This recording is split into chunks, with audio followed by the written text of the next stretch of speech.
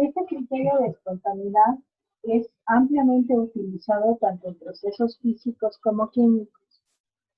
Y entonces, para cualquier reacción química, para cualquier transformación física, lo que se hace es tratar de calcular justamente el delta G. Y estas variables que están aquí me permiten hacer algo más muy importante. Cuando yo uso el criterio de espontaneidad directo de la segunda ley, y eso quiere decir, ¿no?, que tengo el delta S del universo, que es el delta S del sistema y de los alrededores, muchas veces es muy difícil determinar las propiedades de los alrededores, porque, por ejemplo, si ustedes tienen en un sistema una transferencia de energía al alrededor, que es el aire, pues determinar las propiedades de ese aire que rodea al sistema que esté trabajando es muy complicado. Entonces, la G, en particular, la energía de Gibbs, me permite regresar la atención solamente al sistema, porque entonces lo que yo puedo hacer es construir al sistema y a sus alrededores, este es el sistema y los alrededores. Todo el universo se encuentra aislado, pero los alrededores los puedo mantener a temperatura y presión constante. Y puedo hacer que esa temperatura y presión constante signifique tener un baño de temperatura y un baño de presión, o una reserva de temperatura y una reserva de presión. De forma que si se transfiere energía entre sistema y alrededores, la temperatura y la presión de los alrededores no cambian. Y entonces este criterio lo puedo usar directamente sobre el sistema, porque el alrededor no va a cambiar. Entonces, la energía libre de Gibbs es bien importante por esa razón. Quito los alrededores, no quiere decir que no sean importantes, pero yo puedo hacer experimentalmente que mi proceso se encuentre a temperatura y presión. Si se acuerdan, cuando hablamos de los calores de reacción, siempre poníamos los reactivos y los productos a la misma temperatura para poder calcular el calor de reacción a una temperatura.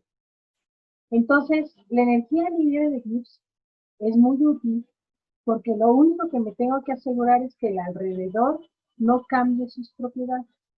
Yo pongo en contacto térmico y en contacto mecánico al sistema y por lo tanto no va a cambiar. Y entonces ya no entra en el criterio de espontaneidad. ¿Ok?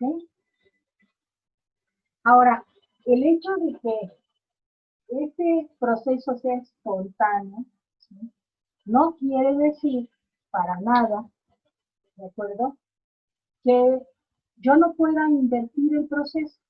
O sea, si yo tengo un proceso que va de A a B, y esa es la dirección espontánea, parecería que no hay forma de hacerlo al revés. Y no es cierto.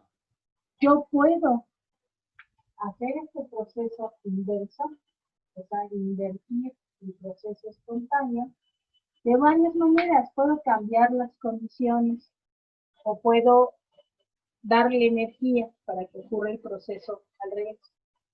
Entonces, tampoco me estoy condenando con todos los procesos a que si no son espontáneos, pues nunca los voy a poder llevar a cabo.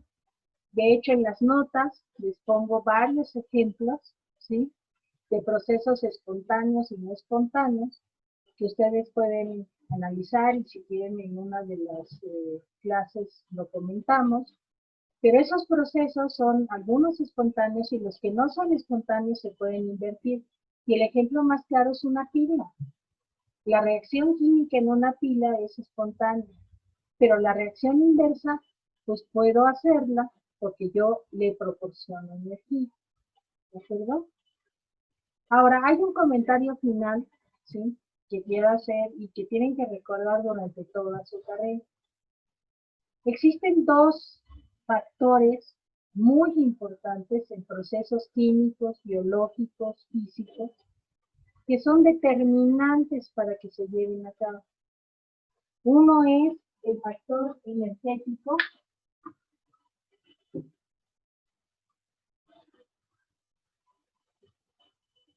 o lo que se llama la flexibilidad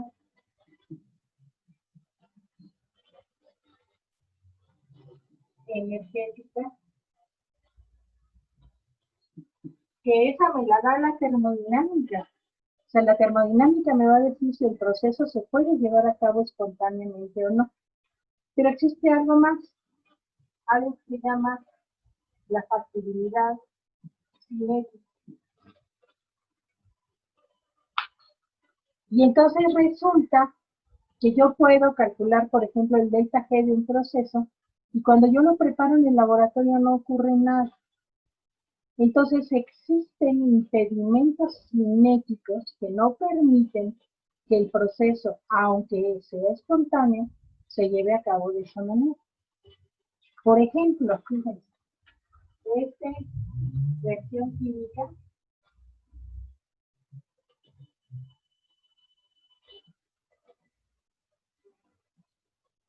tiene un delta G de 118 kilojoules por mol a 2300 Kelvin. Cuando ustedes tienen hidrógeno y oxígeno y los mezclan, no pasa nada. No pasa nada.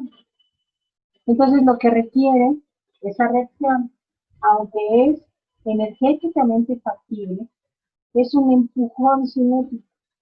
Y el empujón cinético a veces quiere decir una chispa, a veces quiere decir un catalizador, pero se requiere un empujón cinético. La cinética no entra dentro de la termodinámica. La cinética implica tiempo. Y entonces esa no es una variable de la termodinámica, hay toda otra rama de la fisicoquímica que se llama la cinética química, que verán parte el próximo semestre como una introducción y después algunas carreras llevan un curso particular de cinética química. Pero todos los procesos tienen esas dos aspectos, la energética y la cinética. Y no se les olvide eso, ¿de acuerdo? De hecho, esta es una reacción que se utiliza para mandar los cohetes al espacio y para eso necesitan una ignición, una chispa. Si ustedes mezclan estos dos, solitos no va a pasar nada, ¿de acuerdo? ¿Puedo revertir el proceso? Sí. Yo puedo hacer un proceso y lo deben a lo mejor haber hecho en algún experimento en la prepa o en química general, que es la celda de Hoffman, para descomponer el agua en hidrógeno y oxígeno. Que sí se puede, pues sí se puede. ¿Okay? De hecho, este asunto de la factibilidad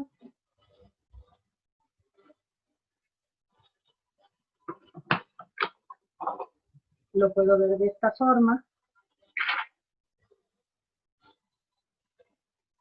Que en función de cualquier variable de A B, lo que quiere decir el delta G negativo es que la G disminuye, este proceso es espontáneo, y al revés, lo podemos y cinéticamente, yo puedo ver es que la factibilidad implica, que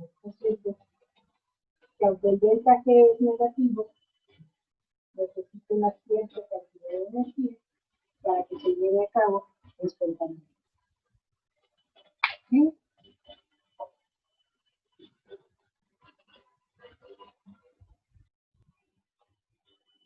Bueno, y por último, fíjense, voy a volver a escribir los potenciales termodinámicos.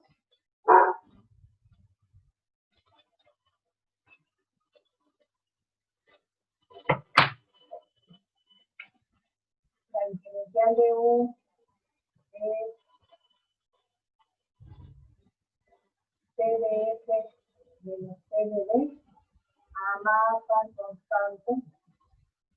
La diferencial de F es 1 en T de U más T en T de D. La diferencial de H es T de F más T de T. La diferencial de la energía libre de Hércules menos F de T menos T de D. y la diferencial de G es menos S de T más D. ¿Ok? Y quedamos en que H es 1 más TD, F es 1 menos TS, y T es A menos TS más T. Entonces el último comentario que yo quería hacer es el siguiente, ¿sí? Fíjense, U más TD es H, o sea que H menos T. O sea que delta G es delta H menos T delta G. En todo proceso hay un término energético y un término entrópico. Entonces, cuando hablan de espontaneidad de reacciones químicas, en química general, se les está olvidando este término. Parte, porque no lo saben, pero parte también, ¿sí? Porque muchas veces el delta H pues, es mayor, pero yo puedo cambiar la temperatura y hacer que el delta G cambie, es decir, y por lo tanto no es tan trivial decir que para una reacción exotérmica con un delta H negativo, necesariamente el delta G va a ser negativo. Va a depender de cuánto vale el delta G. ¿De acuerdo? Bueno, todo esto de potenciales termodinámicos, en principio lo tienen que repasar el próximo semestre en la clase de equilibrio, porque es la base para empezar a hablar de equilibrio físico y equilibrio químico, que es lo que se ve en ese curso. Y en ese curso van a hablar de transiciones de fase, van a hablar de reacciones químicas, de equilibrio químico.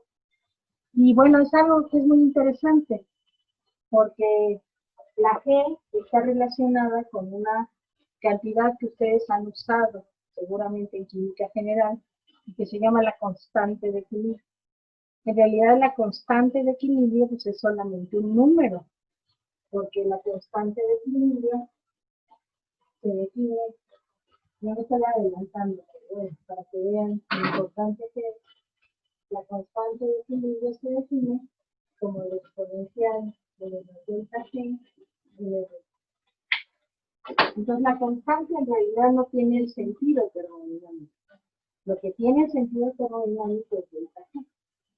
Si delta G es negativa, este término es positivo y la constante es grande. Entonces quiere decir que la reacción se lleva a cabo hacia los productos. Si el delta G es positivo, esto es negativo y entonces la exponencial es pequeña y por lo tanto la reacción química no procede a productos. ¿Sí? Entonces, este es un número, pero al fin y al cabo allí está metido la termodinámica y eso es lo que no reconocen ni las clases de analítica, ni las clases de inorgánica, ni las clases de orgánica. La constante de equilibrio es un número y es un número que tiene dentro al delta G, pero el que tiene significado realmente físico es el delta G. ¿De acuerdo? Bueno, entonces espero que esta introducción les sirva para el próximo semestre y puedan vislumbrar de esta forma un poco la importancia de la termodinámica en las carreras que ustedes están trabajando.